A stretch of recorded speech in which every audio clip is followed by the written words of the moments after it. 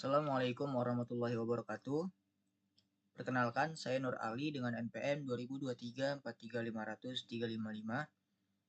Pada video kali ini, saya akan menjelaskan proyek data mining yang saya buat, yaitu klasifikasi berita hoax menggunakan algoritma support vector machine atau SVM.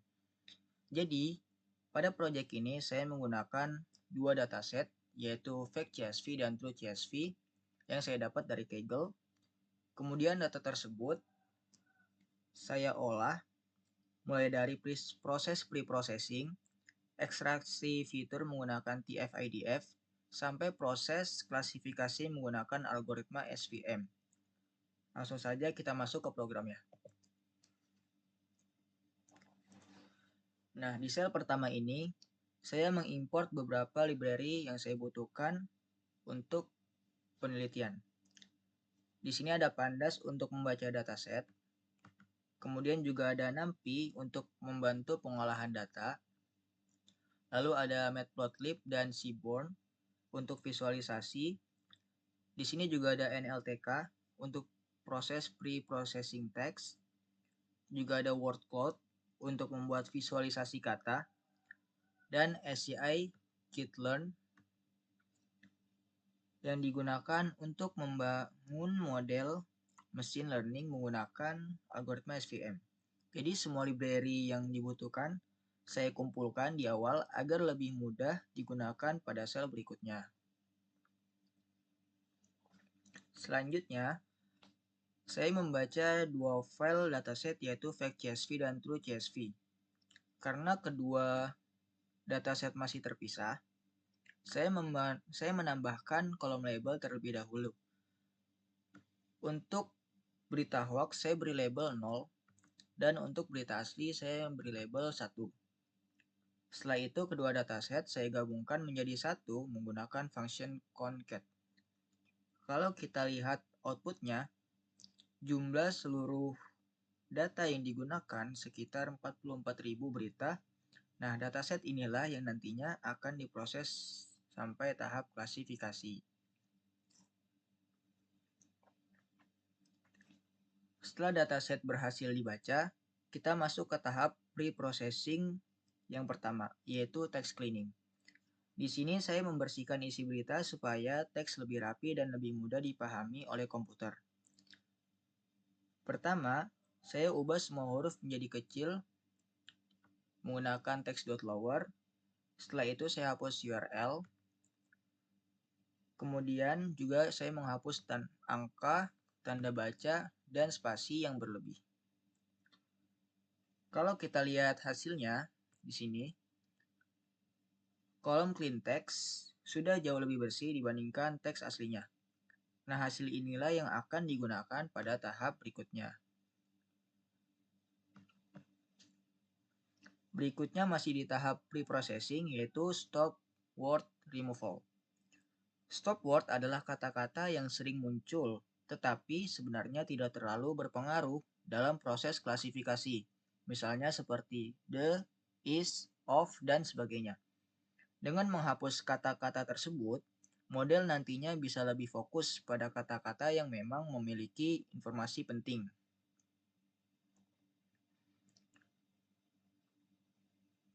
Nah, ini hasilnya bisa kita lihat pada kolom final text.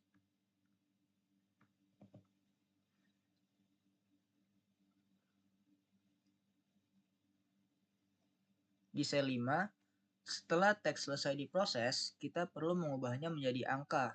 Kenapa? Karena algoritma machine learning tidak bisa membaca teks secara langsung. Untuk itu, saya menggunakan metode TF-IDF. Nah, pada penelitian ini saya menggunakan maksimal 10.000 fitur, yang artinya model akan memilih sekitar 10.000 kata yang dianggap paling penting. Kalau kita lihat outputnya, terdapat 44.898 dokumen dengan 10.000 fitur TF-IDF yang siap digunakan untuk proses training. Nah, di proses ini, saya membagi dataset saya menjadi dua, di mana sebanyak 80% digunakan sebagai data latih, sedangkan 20%-nya digunakan sebagai data uji. Tujuannya supaya model belajar dari data latih terlebih dahulu, kemudian kita uji menggunakan data yang belum pernah dilihat sebelumnya. Lanjut di sel 7, setelah data dibagi, sekarang kita mulai melatih model menggunakan algoritma support vektor mesin. Di sini saya menggunakan linear SVC karena cocok untuk kasus klasifikasi teks. Fungsi fit digunakan untuk melatih model agar bisa mengenali pola yang membedakan berita hoax dan berita asli. Kalau muncul tulisan training selesai, berarti model sudah berhasil dilatih. Nah, selanjutnya, setelah proses training selesai, kita masuk ke sel 8. Model langsung digunakan untuk memprediksi data uji. Hasil prediksi ini nantinya akan dibandingkan dengan label aslinya untuk mengetahui seberapa baik performa model yang sudah dibuat.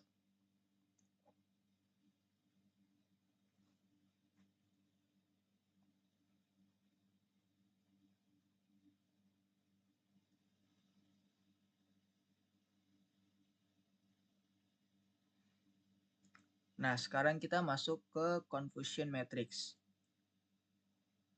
Yang pertama, pada tabel ini kita bisa melihat beberapa banyak data yang berhasil diprediksi dengan benar dan beberapa masih ada yang salah.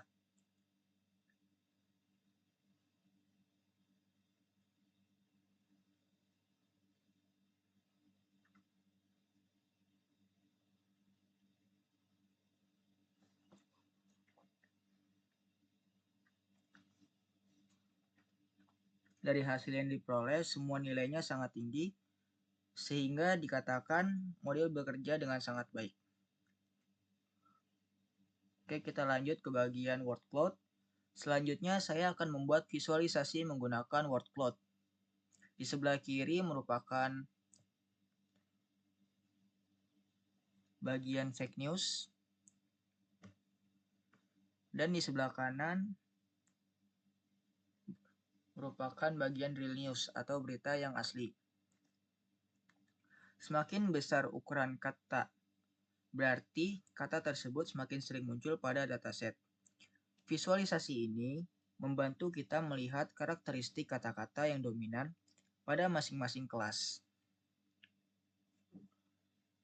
Selanjutnya di sel 11, pada sel ini saya menghitung kata-kata yang paling sering muncul menggunakan counter. Tujuannya untuk mengetahui kata-kata mana yang paling dominan pada berita hoax maupun berita asli. Informasi ini juga bisa digunakan untuk membantu proses analisis terhadap isi dataset.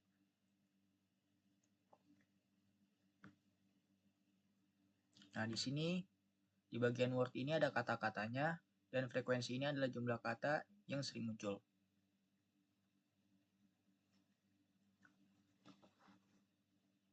Selanjutnya di sel 12, setelah kita melakukan counter untuk frekuensi kata, saya melakukan cross validation sebanyak 5 kali. Tujuannya untuk memastikan bahwa model tidak hanya bagus pada suatu bagian data saja. Dari hasil yang diperoleh, rata-rata nilai cross validation mencapai 99,80%. Artinya model memiliki performa yang stabil dan konsisten.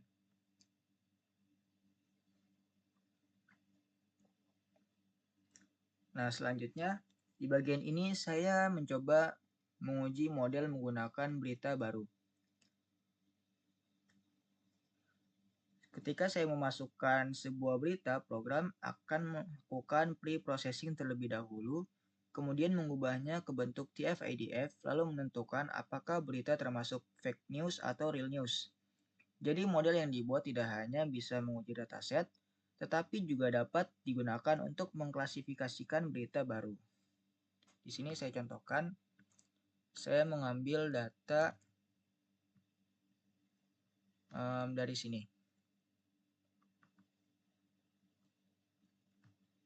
Contoh saya mengambil satu data dari sini, lalu kita uji apakah dia merupakan berita asli atau hoax. Nah, ternyata ini merupakan berita hoax atau palsu. Nah, pada bagian akhir di sini ditampilkan ringkasan hasil penelitian. Dataset yang saya gunakan berjumlah 44.898 dengan jumlah fitur TF-IDF sebanyak 10.000 dan akurasi sebesar 99,79%. Sedangkan nilai cross validation mencapai 99,80%.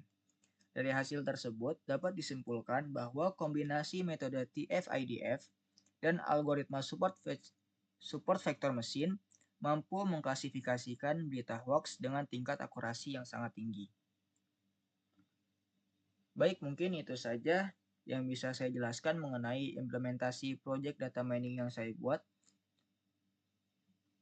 Semoga penjelasan yang saya sampaikan dapat memberikan gambaran mengenai proses klasifikasi berita hoax menggunakan support vektor mesin. Mohon maaf apabila masih terdapat kekurangan dalam penyampaian maupun implementasi proyek ini. Terima kasih. Wassalamualaikum warahmatullahi wabarakatuh.